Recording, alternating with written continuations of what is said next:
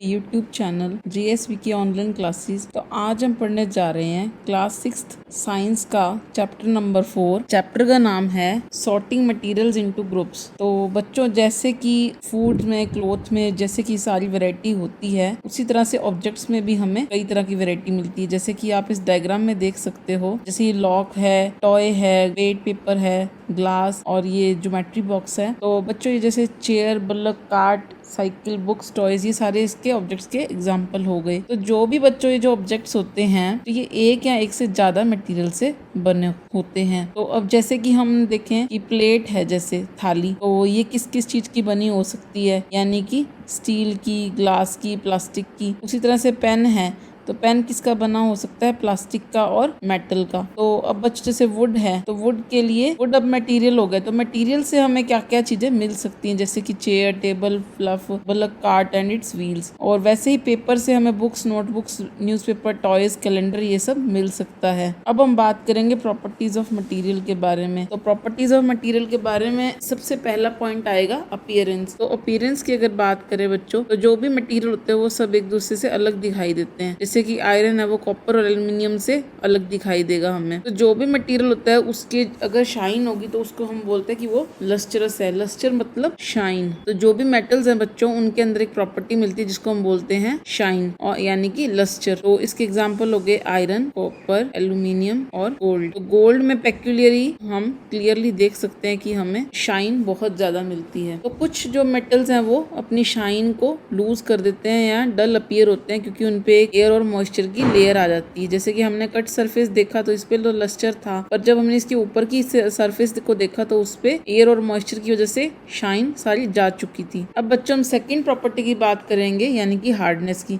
तो कुछ मटेरियल तो इजीली कंप्रेस हो जाते हैं, यानी कि सॉफ्ट मटेरियल, यानी कि स्पंज और कॉटन। और कुछ मटेरियल बहुत हार्ड होते हैं कंप्रेस होने में, यानी कि सारे मेटल्स। तो इनको हम बोलते हैं हार्ड मटेरियल्स। तो उसके बाद आता है बच्चों सॉल्युबिलिटी ऑफ मटेरियल। तो इसमें हमें क्या करना है, सबसे पहले 5 बीकर्स लेने हैं और एक एक बीकर को हमने 2/3 ऑफ द वाटर से फिल कर लिया। तो जो पहला बीकर लिया उसमें हमने शुगर डाली, सॉल्ट डाली, सेकंड बीकर में सॉल्ट डाला, थर्ड में चॉक पाउडर, फोर्थ में सैंड और फिफ्थ में सॉडस्ट। तो हमने जो फर्स्ट बीकर जिसमें पानी लिया था उसमें शुगर डाली, तो शुगर उसमें डिसॉल्व हो गई। तो उसके बाद हमने सेकंड बीकर में सॉल्ट लिया था, तो वो भी पानी में डिसॉल्व हो गया। उसके बाद हमने थर्ड चॉक पाउडर लिया, तो चॉक पाउडर कुछ कुछ घुल गया और कुछ कुछ दिख रहा है। और वैसे ही सैंड जो वो सेटल डाउन हो गया एकदम बॉटम पे। उसी तरह से सॉडस्ट है, तो वो भी पूरी नहीं घुली। तो इसका मतलब ये जो 3 सब्सटेंस है ये नहीं घुले, और ये जो 2 है, शुगर एंड सॉल्ट, ये घुल गए हैं। उसके बाद हम क्या करेंगे कि जो भी सब्सटेंस जो थे वो जो पानी में डिसॉल्व हो गए उनको हम बोलते हैं सॉल्यूबल मटेरियल। उसी तरह से जो नहीं डिसॉल्व हुए हैं और यानी कि नहीं दिख रहे हैं उसमें पानी के अंदर, तो हम उनको बोलते हैं इनसॉल्यूबल मटेरियल। अब हम एक नया एग्जांपल लेंगे सॉल्युबिलिटी का। तो हमने क्या करना है, सबसे पहले एक ग्लास टम्बलर लेना है और उसको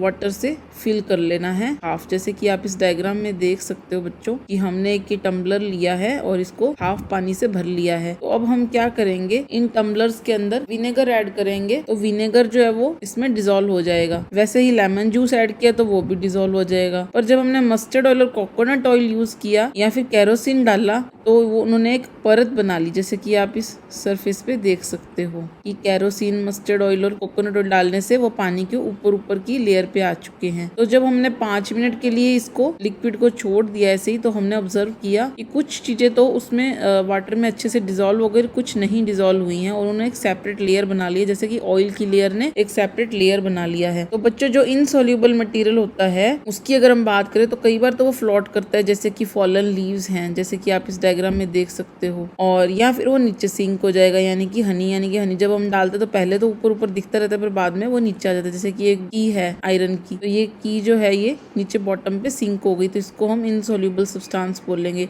ये जो वुड का है पार्ट, वुडन पीस, तो इसको भी, ये भी पानी में फ्लोट कर रहा है। अब बच्चों, फोर्थ प्रॉपर्टी हम पढ़ेंगे ट्रांसपेरेंसी।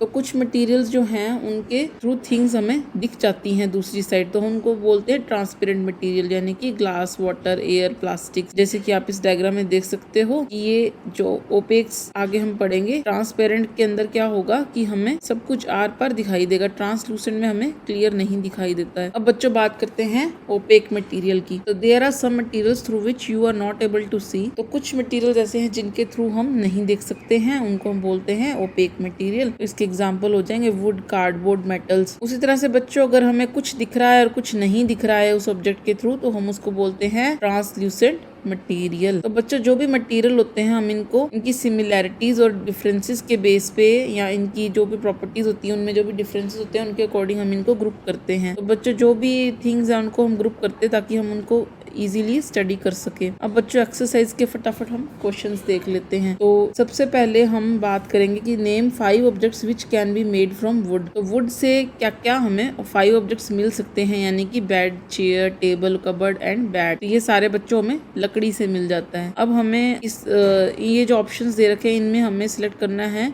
कि जो ऑब्जेक्ट्स शाइन करते हैं। Select those objects from the following which shine, यानी कि ग्लास बाउल तो ये शाइन करता है, प्लास्टिक टॉय नहीं करता है, स्टील की जो भी चीजें होती है ना बच्चों, स्टील स्पून, तो ये शाइन करता है। कॉटन की शर्ट है तो बच्चों इसमें कोई शाइन नहीं मिलेगी। उसके बाद थर्ड क्वेश्चन है match the objects given below with the materials from which they could be made. Remember an object could be made from more than one material and A given material could be used for following for making many object. तो बच्चों ये हमने solve करके रखा हुआ है कि जो बुक है वो पेपर से बनी होती है, टम्बलर यानी कि ग्लास से बना होता है, चेयर जो होती है बच्चों वो लकड़ी की बनी होती है, वुड की, टॉयज होते हैं वो प्लास्टिक के बने होते हैं, शूज जो होते हैं बच्चों वो लेदर के बने होते हैं। अब हमने ट्रू फॉल्स स्टेटमेंट देखनी है। तो सबसे पहले हम देखेंगे stone is a transparent while glass is a opaque. तो बच्चों फॉल्स स्टेटमेंट हुई क्योंकि जो स्टोन है ये भी ओपेक मटेरियल में आता है और जो ग्लास है बच्चों वो ट्रांसपेरेंट होता है, इसलिए ये स्टेटमेंट फॉल्स हो गई। अब बच्चों ये notebook has lustre while eraser doesn't. तो जो बच्चों नोटबुक होती है उसमें कोई लस्टरस प्रॉपर्टी नहीं होती और इरेजर में तो वैसे भी नहीं होती, तो ये भी स्टेटमेंट हमारी फॉल्स हो गई। थर्ड स्टेटमेंट है कि चॉक डिजोल्व्स इन वाटर। तो बच्चों ये भी फॉल्स हमने पहले पढ़ा था आपकी थ्योरी पार्ट में कि जो चॉक, सॉडस्ट और सैंड है वो पानी में डिजोल्व नहीं होती है, तो बच्चों स्टेटमेंट फॉल्स हो गया। नेक्स्ट है a piece of wood floats on water. तो बच्चों ये ट्रू है क्योंकि हमने पहले भी थ्योरी में पढ़ा है कि जो लकड़ी का पीस होता है उसको हम अगर पानी में डालेंगे तो वो ऊपर तैरने लग जाएगा। Sugar does not dissolve in water. बच्चों ये फॉल्स स्टेटमेंट है क्योंकि शुगर पानी में घुलनशील होती है। Oil mixes with water. तो बच्चों ये भी फॉल्स स्टेटमेंट हुआ क्योंकि ऑयल जो है वो ऊपर एक सेपरेट लेयर बना लेती है। Sand settles down in water. तो बच्चों ये ट्रू है क्योंकि जब हम सैंड को वाटर में मिक्स करेंगे तो सैंड सबसे नीचे आ जाएगी। उसके बाद है विनेगर डिजोल्व इन वाटर। तो बच्चों ये भी ट्रू स्टेटमेंट है। अब हम फिफ्थ क्वेश्चन करते हैं। Given below are the names of some objects and materials. तो बच्चों इनको क्वेश्चन ये है कि हमें इनको ग्रुप करना है अकॉर्डिंग टू इनकी राउंड शेप और या फिर कोई अदर शेप हो और टेबल्स हैं कि नॉन टेबल्स हैं। तो बच्चों राउंड शेप में अगर हम देखें तो ऑरेंज आ गया, ग्लोब आ गया और बास्केटबॉल और अर्दन पिक्चर यानी कि मटका। तो ये सारी चीजें बच्चों राउंड शेप की हो गई। और ईटेबल्स में अगर हम देखें तो वाटर आ गया, ऑरेंज आ गया, शुगर आ गई, एप्पल्स आ गए। अब बच्चों 6 क्वेश्चन की बात करें तो list all items known to you that float on water. तो बच्चों हमने वो आइटम्स बतानी है जो कि पानी पे तैरती हैं, यानी कि plastic ball, feather, balloon, paper boat, would can. अब बच्चों 7th क्वेश्चन है कि हमने ऑड वन फॉलोइंग में से आउट करना है। तो chair, table, bed, baby, cupboard. तो बेबी बच्चों अलग चीज हो गई ना, इसमें बच्चे को तो हम कैसे इन लकड़ी का सामान में से अलग कर लेंगे। वैसे ही रोज, जैस्मिन, बोट, मैरीगोल्ड और लोटस। तो इसमें जो बोट है बच्चों वो अलग हो गई। Aluminium, iron, copper, silver, sand. तो इसमें जो सैंड है बच्चों वो अलग हो गई। और sugar, salt, sand and copper sulphate. तो इसमें बच्चों सैंड एक अलग चीज हो गई क्योंकि शुगर और सॉल्ट और कॉपर सल्फेट ये सारे अलग आइटम्स हो गए और जो सैंड है वो इसमें अलग हो गई। थैंक यू बच्चों, होप आपको सारा लेक्चर समझ में आ गया होगा। अगर आपको पसंद आया तो आप लाइक, सब्सक्राइब एंड कमेंट जरूर करिए और कोई भी डाउट हो तो वो आप मुझसे पूछ सकते हैं।